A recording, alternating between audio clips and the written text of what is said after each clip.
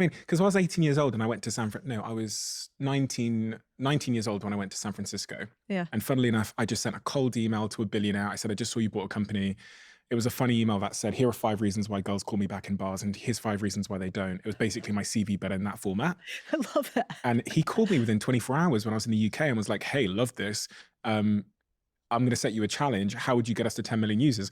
I thought, fine, made a deck, sent it to him. This is how I'd get this new company you've bought to 10 million users. He goes, cool. I'm going to give you $10,000 a month. I was in the UK, just sat in my parents' house. I'm going to give you $10,000 a month. I'm going to fly you out to San Francisco and you're going to help us build this company. And while I was there, I was around some really, really smart people. One of those very smart people, 10 years later, when I had a new idea, he was the first person I hit up through his Instagram DM, through his Twitter DMs. Hadn't spoken to him for 10 years. Turns out he had built a $50 billion company that had IPO'd and he was the CTO. And I said, hey, there's this new thing called the blockchain. I'm really interested in it. Do you want to build a company with me in it? And he goes, yeah, cool.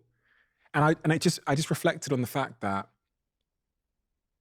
throughout my 20s, there are so many people that I met that in my 30s, I then leveraged. So what I was actually doing is I was being interviewed by them without knowing it.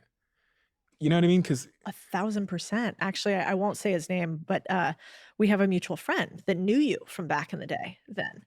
And what is fascinating to me is watching the two of you, because you're slightly younger than him, I believe. And he's been successful, but your success is like way more.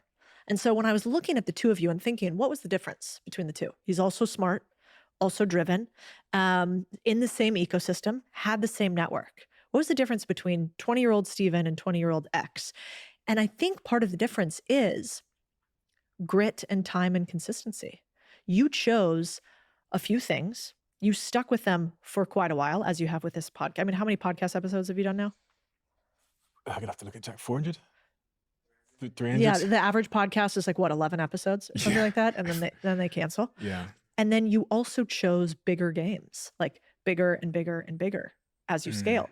And this other guy that I know that I think really highly of too, just like didn't want to work that hard for that long on that big of things. And so I think if you can just have time, consistency, grit, and then try to solve bigger problems because they pay better, you know, you're probably worth 100x of that guy, net worth wise, because of those 4 things.